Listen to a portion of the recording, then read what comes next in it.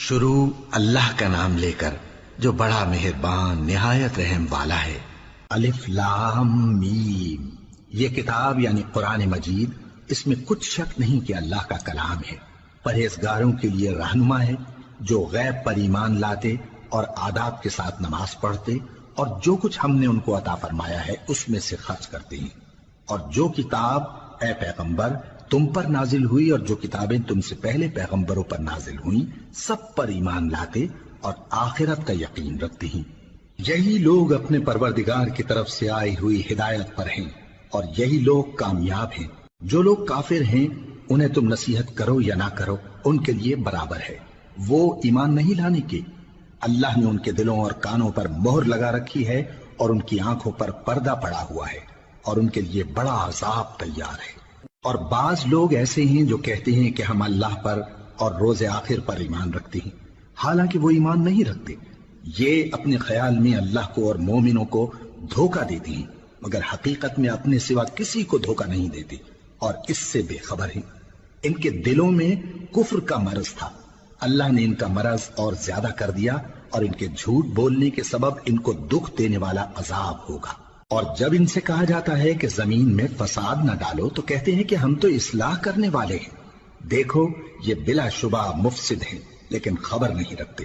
اور جب ان سے کہا جاتا ہے کہ جس طرح اور لوگ ایمان لے آئے تم بھی ایمان لے آؤ تو کہتے ہیں بھلا جس طرح بے وقوف ایمان لے آئے ہیں اسی طرح ہم بھی ایمان لے آئیں۔ سن لو کہ یہی بے وقوف ہیں لیکن نہیں جانتے۔ اور یہ لوگ جب مومنوں سے ملتے ہیں تو کہتے ہیں کہ ہم ایمان لے آئے ہیں، اور جب اپنے شیطانوں میں جاتے ہیں تو ان سے کہتے ہیں کہ ہم تمہارے ساتھ ہیں، اور مسلمانوں سے تو ہم ہنسی کیا کرتے ہیں۔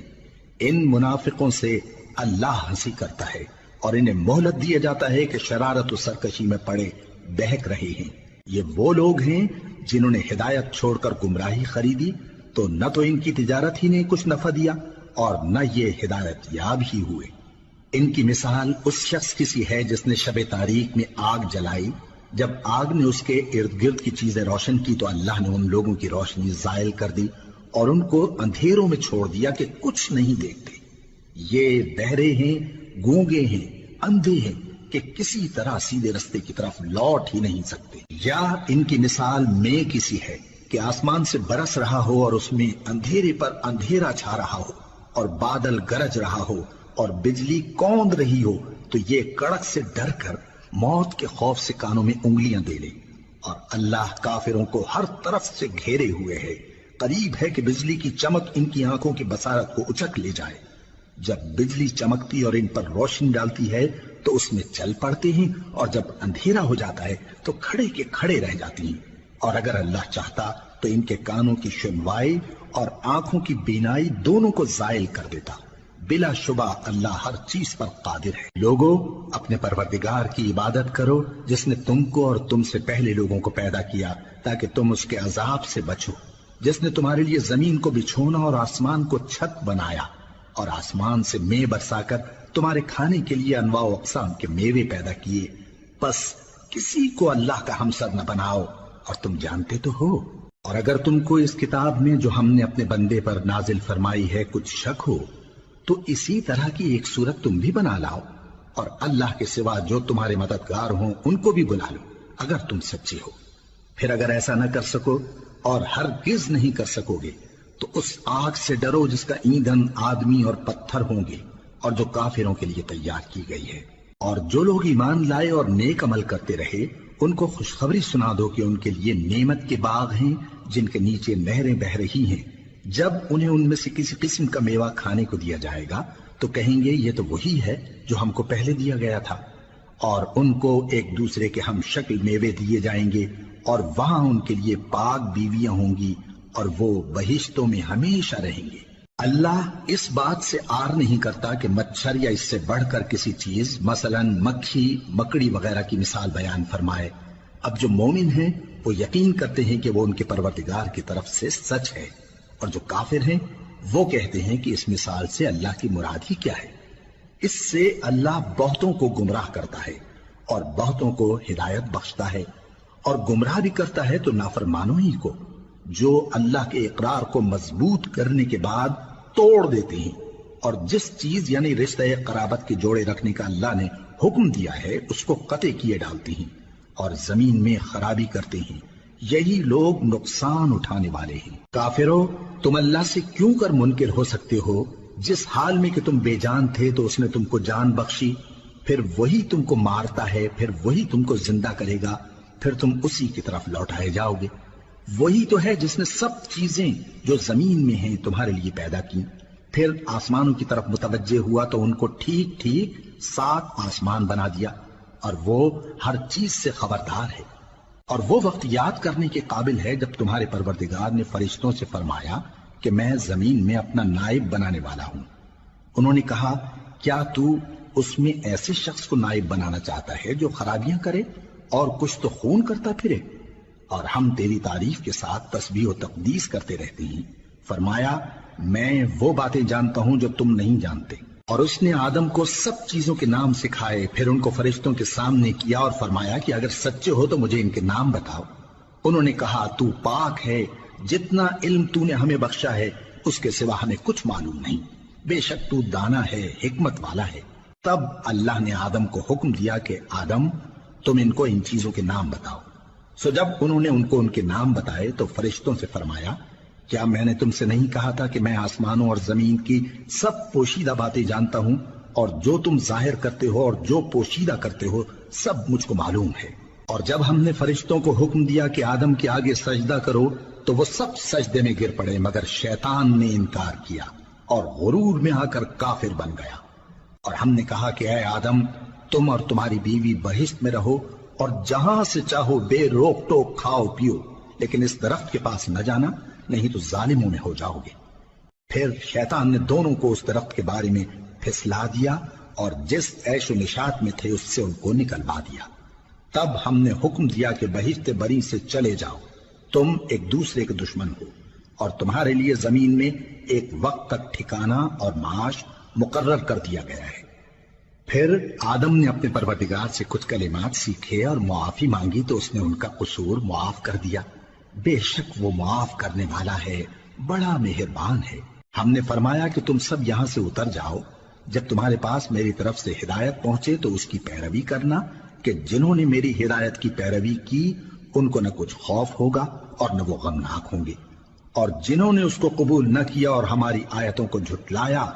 وہ دوزخ میں جانے والے ہیں اور وہ ہمیشہ اس میں رہیں گے۔ اے آل یعقوب، میرے وہ احسان یاد کرو جو میں نے تم پر کیے تھے، اور اس اقرار کو پورا کرو جو تم نے مجھ سے کیا تھا۔ میں اس اقرار کو پورا کروں گا جو میں نے تم سے کیا تھا، اور مجھی سے ڈرتے رہو۔ اور جو کتاب میں نے اپنے رسول محمد صلی اللہ علیہ وآلہ وسلم پر نازل کی ہے، جو تمہاری کتاب یعنی تورات کو سچا کہتی ہے، اس پر ایمان لاؤ اور اس سے منکر اول نہ بنو، اور میری آیتوں میں تحریف کر کے ان کے بدلے تھوڑی سی قیمت یعنی دنیاوی منفعت نہ حاصل کرو، اور مجھی سے خوف رکھو، اور حق کو باطل کے ساتھ نہ ملاؤ، اور سچی بات کو جان بوجھ کر نہ چھپاؤ، اور نماز پڑھا کرو اور زکوٰۃ دیا کرو، اور اللہ کے آگے جھکنے والوں کے ساتھ جھکا کرو۔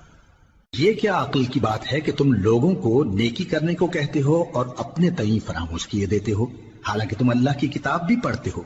کیا تم سمجھتے نہیں؟ اور رنج و تکلیف میں صبر اور نماز سے مدد لیا کرو، اور بے شک نماز گراں ہے، مگر ان لوگوں پر گراں نہیں جو عجز کرنے والے ہیں، جو یقین کیے ہوئے ہیں کہ وہ اپنے پروردگار سے ملنے والے ہیں اور اس کی طرف لوٹ کر جانے والے ہیں۔ اے یعقوب کی اولاد، میرے وہ احسان یاد کرو جو میں نے تم پر کیے تھے، اور یہ کہ میں نے تم کو جہان کے لوگوں پر فضیلت بخشی تھی۔ اور اس دن سے ڈرو جب کوئی کسی کے کچھ بھی کام نہ آئے، اور نہ کسی کی سفارش منظور کی جائے، اور نہ کسی سے کسی طرح کا بدلہ قبول کیا جائے، اور نہ لوگ کسی اور طرح مدد حاصل کر سکیں۔ اور ہمارے ان احسانات کو یاد کرو جب ہم نے تم کو قوم فرعون سے نجات بخشی، وہ لوگ تم کو بڑا دکھ دیتے تھے، تمہارے بیٹوں کو تو قتل کر ڈالتے تھے اور بیٹیوں کو زندہ رہنے دیتے تھے، اور اس میں تمہارے پروردگار کی طرف سے بڑی سخت آزمائش تھی۔ اور جب ہم نے تمہارے لیے سمندر کو پھاڑ دیا، پھر تم کو تو نجات دی اور فرعون کی قوم کو غرق کر دیا،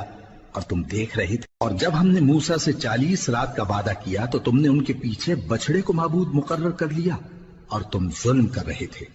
پھر اس کے بعد ہم نے تم کو معاف کر دیا تاکہ تم شکر کرو، اور جب ہم نے موسیٰ کو کتاب اور معجزے عنایت کیے تاکہ تم ہدایت حاصل کرو، اور جب موسیٰ نے اپنی قوم کے لوگوں سے کہا کہ بھائیو، تم نے بچڑے کو معبود ٹھہرانے میں اپنی جانوں پر ظلم کیا ہے، تو اپنے پیدا کرنے والے کے آگے توبہ کرو، پھر اپنوں کو قتل کرو، تمہارے خالق کے نزدیک تمہارے حق میں یہی بہتر ہے، پھر اس نے تمہارا قصور معاف کر دیا، وہ بے شک بڑا معاف کرنے والا ہے، بڑا مہربان ہے۔ اور جب تم نے موسیٰ سے کہا کہ موسیٰ، جب تک ہم اللہ کو سامنے نہ دیکھ لیں گے تم پر ایمان نہیں لائیں گے، تو تم کو بجلی نے آ گھیرا اور تم دیکھ رہے تھے، پھر موت آ جانے کے بعد ہم نے تم کو اثر نو زندہ کر دیا تاکہ احسان مانو، اور ہم نے بادل کا تم پر سایہ کیے رکھا اور تمہارے لیے من و سلوہ اتارتے رہے کہ جو پاکیزہ چیزیں ہم نے تم کو عطا فرمائی ہیں ان کو کھاؤ پیو، مگر تمہارے بزرگوں نے ان نعمتوں کی کچھ قدر نہ جانی، اور وہ ہمارا کچھ نہیں بگاڑتے تھے بلکہ اپنا ہی نقصان کرتے تھے۔ اور جب ہم نے ان سے کہا کہ اس گاؤں میں داخل ہو جاؤ اور اس میں جہاں سے چاہو خوب کھاؤ پیو، اور دیکھنا دروازے میں داخل ہونا سجدہ کرتے ہوئے اور حطوتن کہنا،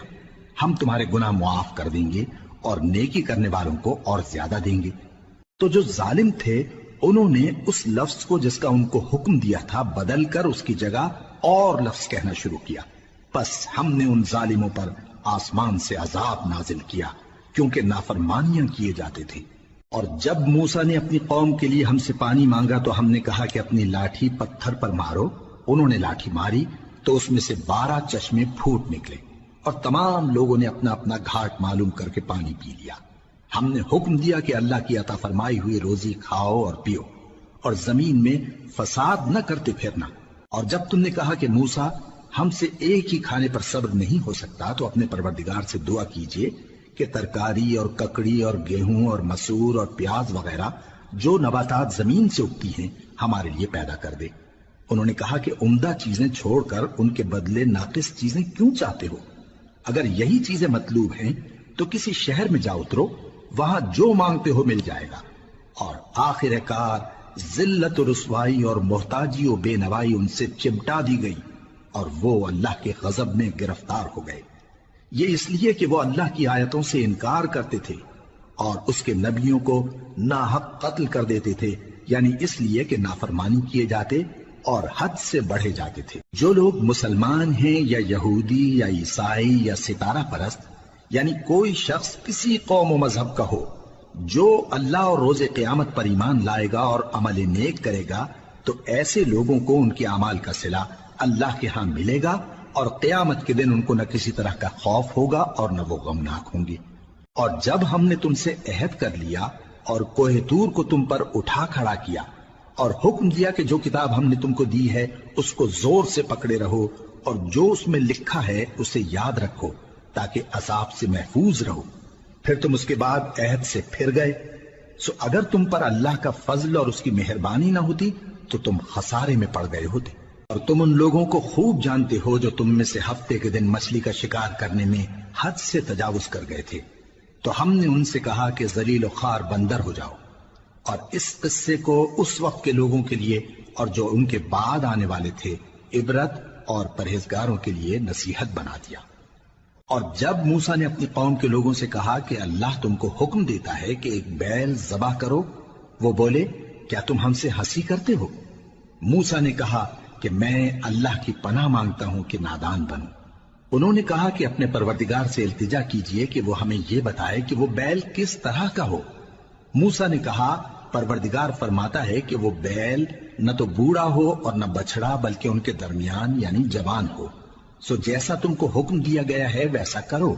انہوں نے کہا اپنے پروردگار سے درخواست کیجئے کہ ہم کو یہ بھی بتا دے کہ اس کا رنگ کیسا ہو۔ موسیٰ نے کہا پروردگار فرماتا ہے کہ اس کا رنگ گہرا زرد ہو کہ دیکھنے والوں کے دل کو خوش کر دیتا ہو۔ انہوں نے کہا اب کے پروردگار سے پھر درخواست کیجئے کہ ہم کو بتا دے کہ وہ اور کس کس طرح کا ہو، کیونکہ بہت سے بیل ہمیں ایک دوسرے کے مشابہ معلوم ہوتے ہیں، اور اللہ نے چاہا تو ہمیں ٹھیک بات معلوم ہو جائے گی۔ موسیٰ نے کہا کہ اللہ فرماتا ہے کہ وہ بیل کام میں لگا ہوا نہ ہو، نہ تو زمین جوتتا ہو اور نہ کھیتی کو پانی دیتا ہو، بے عیب ہو، اس میں کسی طرح کا داغ نہ ہو۔ کہنے لگے اب تم نے سب باتیں درست بتا دی